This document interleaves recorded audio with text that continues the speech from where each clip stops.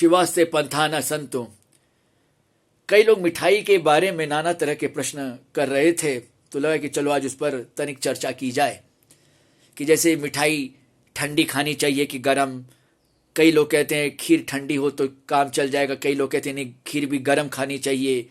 कई लोग कहते हैं कि भाई चिकित्सक भी, तो ज़्यादा विश्वास होता है कि आगा ठीक कह रहा होगा कि इतना बड़ा चिकित्सक है और संस्कृत में श्लोक बोल रहा है प्रमाण के रूप में कि भाई मिठाई ठंडी है तो विषवत है।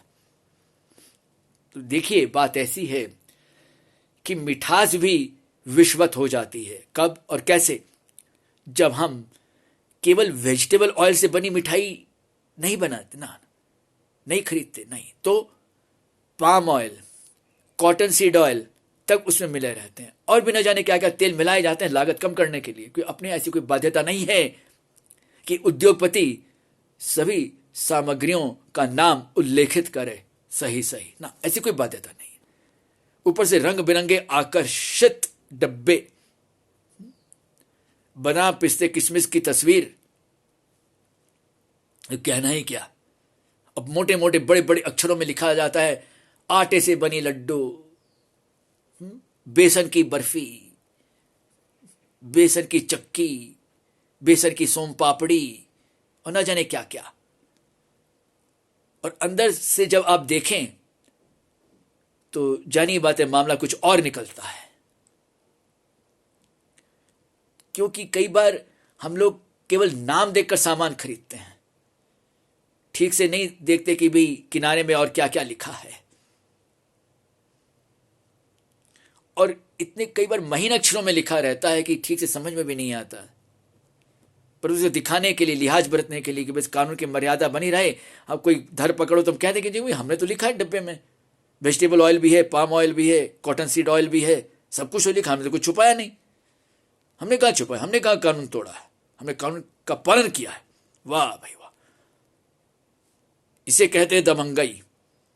मिलावट तो और देशों में भी होती है कमोबेश, पर खाने पीने के मामले में इतना आसान नहीं है मिलावट कर पाना। पर अपने यहाँ तो नकली चीजें तक बनती हैं, फिर भले ही यूरिया और तेल के मिश्रण से बना मावा हो, कह दिया जाता है कि मावा तो बनता ही ऐसा है।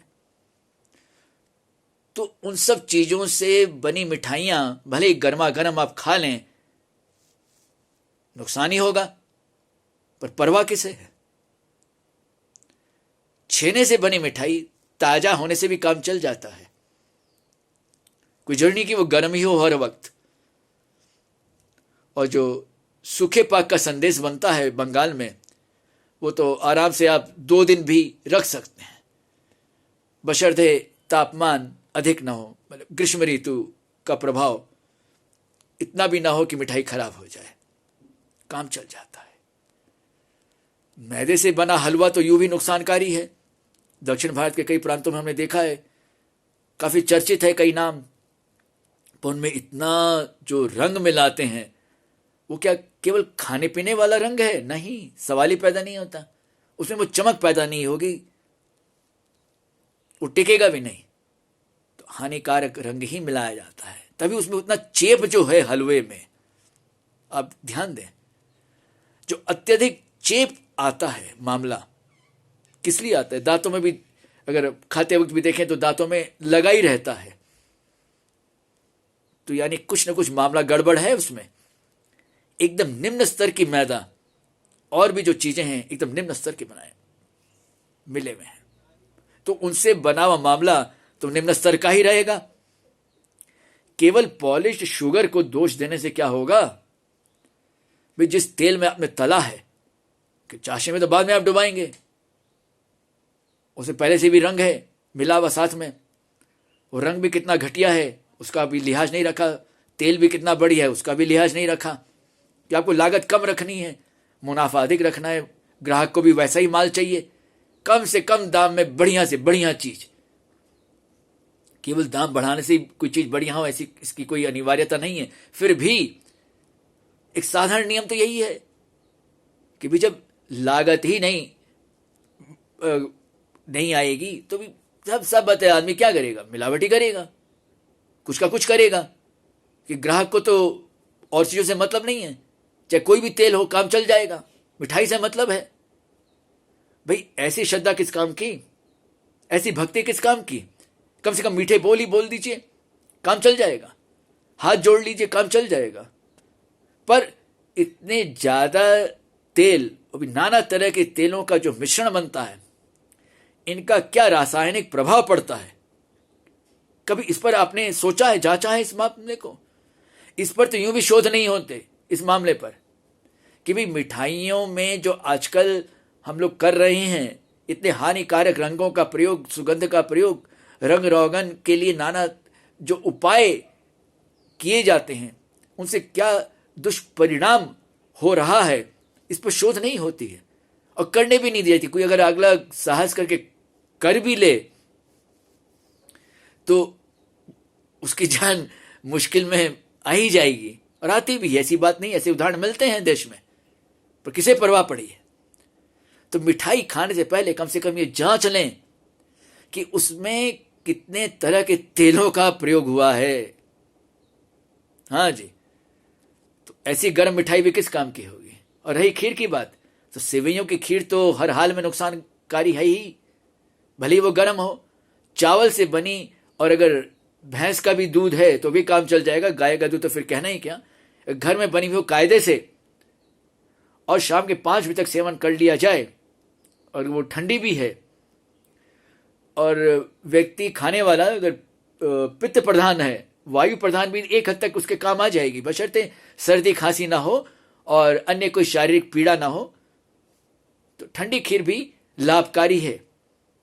कई वातावरण में घूमने का मौका काफी मिला, कई जगह हैं जहाँ का वातावरण एकदम अलग अलग है, तो कई जगह हमने खुद अनुभव किया है और औरों का भी अनुभव है कि ठंडी खीर लाभकारी होती है, कई मामलों में लाभकारी होती है। एक तो इससे नींद अच्छी आती है, जिनको नींद की तकलीफ ये सब है उनको एक बार बतलाया भी जाता है कि आप ठंडी खीर खाइए, जो भी चावल से बनी, घर में कायदे से बनी हुई हो, और शाम के 5 बजे तक उसका सेवन कर लेना चाहिए। कोई नुकसान नहीं है इसमें। जिस कदर आप लोग समझाते हो, जिस तरीके से बतलाते हो, हाँ, और ऊपर से जो गलत मिठाइयां हैं भाई, वो चाहे जितनी भी गर्म हो तो अधिक नुकसानकारी है, उससे ज्यादा नुकसानदेह नहीं होगी ठंडी खीर। सबसे ज्यादा जो खराबी आ गई है मिठाइयों के मामले में, वो है इमरती, बालूशाही, जलेबी, बूंदी, बूंदी से बने लड्डू। इनमें जो चमकीलापन है, जो एक कलछाया नारंगीपन है, इनमें रंगों के माध्यम से दिखता है स्पष्ट रूप से, वो निसंदेह गलत है। तो दुकानदार थोड़ा ना बतलाएगा आपको, जो बना रहा है हलवाई वो थोड़ा ना आपको पता है, वो तो पता बाबा एकदम ताजा है, बस आप खुश हो जाते हो। समझाने जाओ तो ऊपर से चिल्लाने लग जाते हो, अरे दुकानदार थोड़ा झूठ बोलेगा। दुकानदार सही में अगर सच बोल देगा तो वो गया काम से, वो तो बना ही नहीं पाएगा, बेचना तो बहुत दूर की बात है। बिना रंग की जलेबी, और अगर कुछ अच्छे स्तर का मैदा हो, या जो भी जैसे बनाते हो जलेबी, उसमें भी मिलावट है, बात अलग है, पर अगर कुछ अच्छे स्तर की मिलावट हो तो गर्म हो तभी वो लाभकारी है। रंगीन मिठाई तो यूं भी लाभकारी कभी हो नहीं सकती कि अपने यहाँ तो खाने पीने का रंग तो उसकी कई कारखाने बंद हो चुके 70 के दशक तक, और जो भी हैं उनकी लागत ज़्यादा है रंगों की, तो जो आमतौर पे जो उद्योगपति हैं वे उन रंगों का प्रयोग कम करते हैं, या उसमें भी अन्य रासायनिक रंगों का प्रयोग करके, मतलब मिश्रण करके एकदम मिठाई की 12 बज जाती है। वो मिठाई मिठाई कम, कुछ और भले ही हो, मिठाई नहीं रहती। वो मिठास कैसे घोलेगी जीवन में? तो इससे अच्छा है तो आप मीठे बोल बोल दीजिए, नमस्कार कर दीजिए, वो अधिक सुरक्षित है हानिकारक मिठाइयों से। पर ये याद रखिएगा, भारत में जितनी भी तरह की मिठाइयां बनती हैं उसमें जांच लीजिए कि कितने तरह के तेलों का प्रयोग हुआ है। तेलों के स्तर की तो बात ही अलग है कि भाई वनस्पति तेल तो यूं भी खराब है, उस खराब का और क्या खराब होगा, पर उसको खराब और कर दिया जाता है और भी सस्ता कर दिया जाता है अन्य तेलों को मिलाकर। तो ऐसी मिठाई किस काम की? ऊपर से दंभ आ जाता है हम सब में, उसमें क्या है, क्या फर्क पड़ता है, कभी कभार खा लिया। कभी कभार क्या खा लिया, आप महीने में 20 बार खा रहे हो, 15 बार खा रहे हो, ये कभी सोचा है इस विषय पर? भाई आप तो सिद्ध महापुरुष हैं, आप विषपान भी कर लोगे तो कोई असर नहीं हो रहा है आप पर, हमको लगता है मिठाई के द्वारा जो विष दिया जा रहा है। कम से कम औरों को तो मत खिलाओ। सभी तो ऐसे सिद्ध महापुरुष है नहीं भाई संसार में। अब करना क्या है, मर्जी क्या है, ये तो आपके ऊपर है कि अपने यहां तो हो यही रहा है भक्ति के आड़ में, श्रद्धा के नाम पर हम लोग चढ़ाते क्या हैं, एक से एक नकली मिठाइयां, एक से एक, और पाना क्या चाहते हैं, असली चीज। वाह भाई वाह, ऐसी भक्ति किस काम की, ऐसी पूजा किस काम की? कहीं तो लिहाज बरतिए, कुछ तो सोचिए।